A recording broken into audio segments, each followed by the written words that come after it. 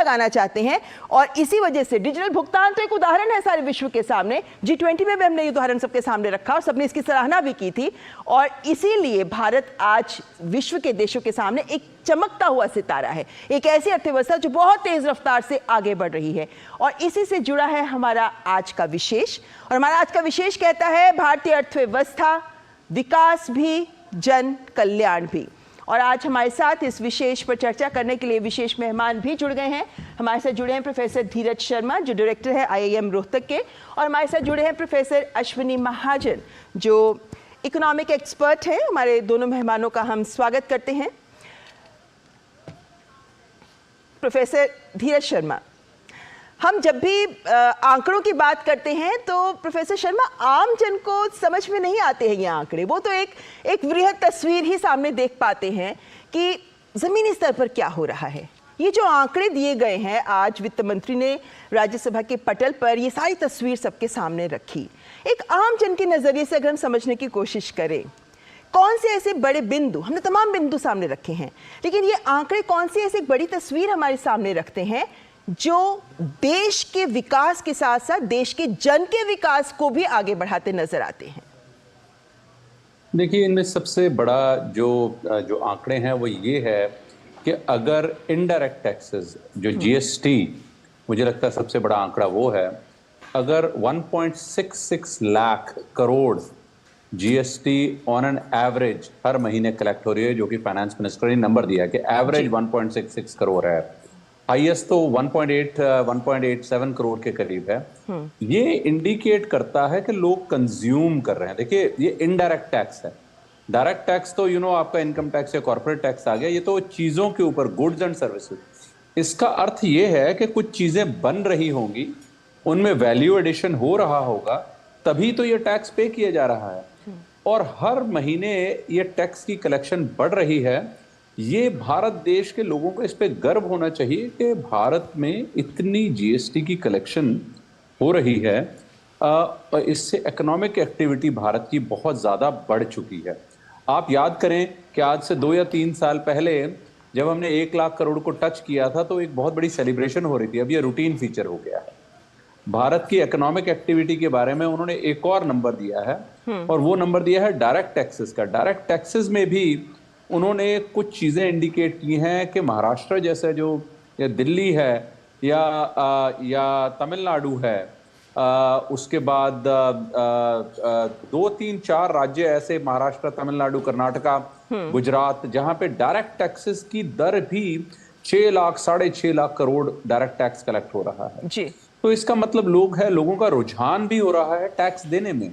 जो लोग पहले टैक्स देने में किल्लत करते थे या वो अवॉइड करते थे टैक्स देना, अब ज्यादा से ज्यादा लोग direct taxes, income tax, corporate tax दे रहे हैं।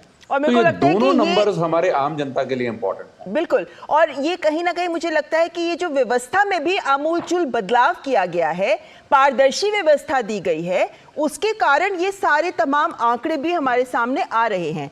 लेकिन प्रोफेसर महाजन, एक बड़ी बात यहाँ पे ये भी है कि ये जो अंतर्राष्ट्रीय एजेंसीज हैं, ये अपनी अपनी रेटिंग्स देती हैं। ऐसे में जो वृद्धि दर है उसको लेकर भी आकलन दिए जाते हैं।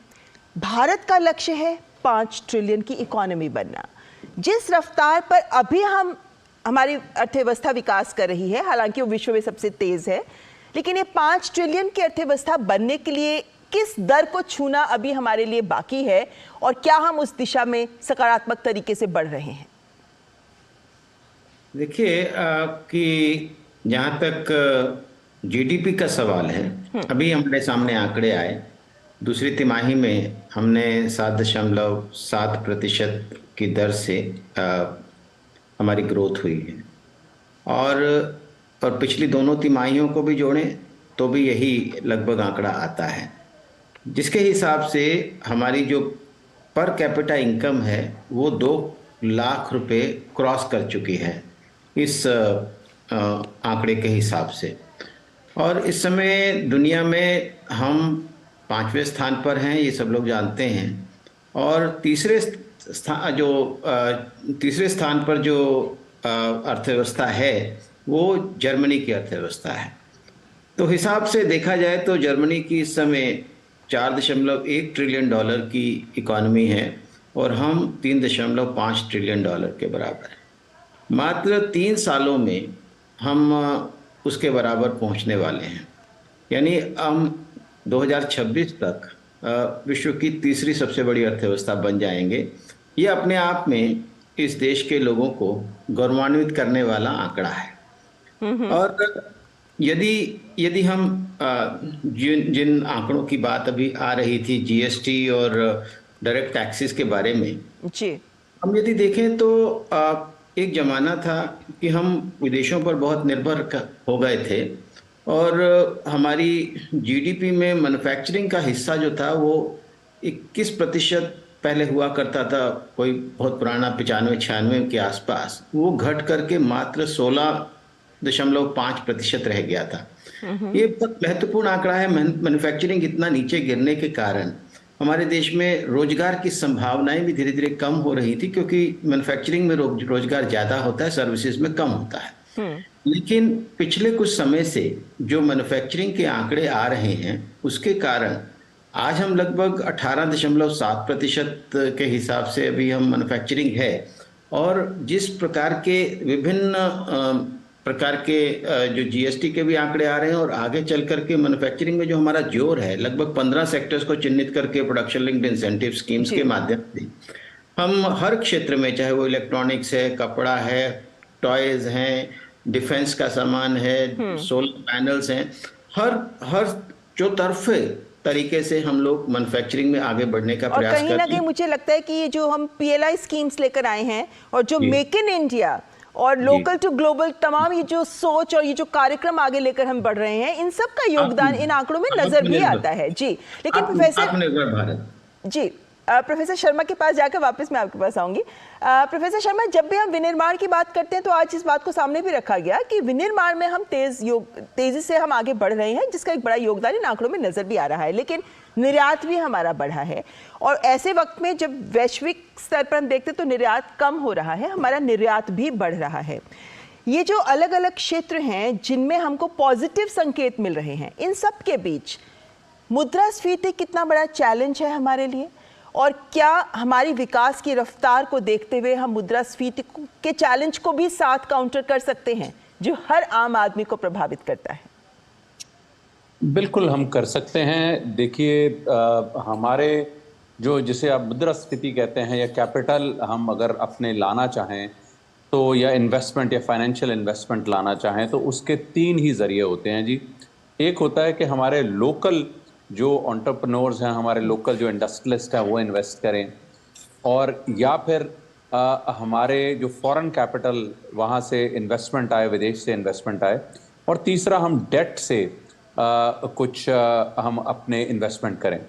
अब भारत का जो नेशनल इंफ्रास्ट्रक्चर पॉलिसी है या भारत के जो डेवलपमेंटल अदर जो प्लान्स हैं जिसके अंतर्गत हम अपने नागरिकों को विभिन्न सुविधाएं देना चाहते हैं, उसको फाइनेंस करना इजीली हो जाएगा, क्योंकि अभी स्टेबल गवर्नमेंट अगर 2024 में आती है, 2024 में इसका काफ़ी उम्मीद है कि स्टेबल गवर्नमेंट आ जाएगी। स्टेबल गवर्नमेंट जैसे ही आएगी 5 साल का विंडो मिल जाएगा, फॉरेन इन्वेस्टर्स अट्रैक्ट हो जाएंगे। दूसरा, हमारे जो लोकल इंडस्ट्रियलिस्ट हैं उनको भी एक प्रोत्साहन मिलेगा कि एक स्टेबिलिटी ऑफ पॉलिसी रहेगी। इंडस्ट्रियलिस्ट सिर्फ पॉलिसी पैरालिसिस और पॉलिसी चेंजेस से डरता है, उसको कंसिस्टेंट पॉलिसी मिल जाएगी तो वो इन्वेस्ट करेगा। वर्स्ट केस सिनारियो हमारा अभी भी जो हम जिसे कहते हैं फिस्कल डेफिसिट, वो 6-6.5% के आसपास है। अगर वो थोड़ा बढ़ भी जाता है तो इसमें कोई घबराने वाली बात नहीं है, क्योंकि हम इन्वेस्ट कर सकते हैं, क्योंकि हमारे नागरिक जो हैं वो सर्विसेज को यूज करेंगे एंड सर्विसेज विल सेल्फ पे देमसेल्फ। तो जो हम इन्वेस्ट करेंगे वो हमारे पास उसका वापसी भी आने की पूरी संभावना है, क्योंकि हमारे नागरिक सर्विसेज चाहते हैं, पे करके सर्विसेज लेना चाहते हैं, फ्री में नहीं चाहते हैं।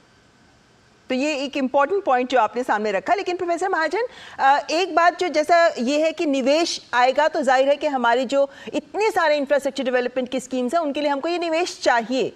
एक सोच ये भी है जो कहती है कि जो मौजूदा दर है भारत की और जिस तरीके का मौजूदा एक आकर्षक गंतव्य भारत निवेशकों के लिए बन रहा है, उसके चलते जो चीन की इस वक्त हम देख रहे हैं कि 1998 के बाद 1998 के बाद पहली बार वहां पर एफडीआई 10% गिर गया, 10% गिरा है। क्या भारत उस निवेश को आकर्षित कर रहा है या कर सकता है? क्योंकि हमारा विनिर्माण के साथ साथ वो एक माहौल जो चाहिए होता है विदेशी निवेशकों को निवेश करने के लिए, वो भी सरकार देने का प्रयास कर रही है। तो ये जो तस्वीर, एक बड़ी तस्वीर सामने निकल कर आ रही है, कहां तक ये निवेशकों के लिए भी एक सकारात्मक पहलू बनता है?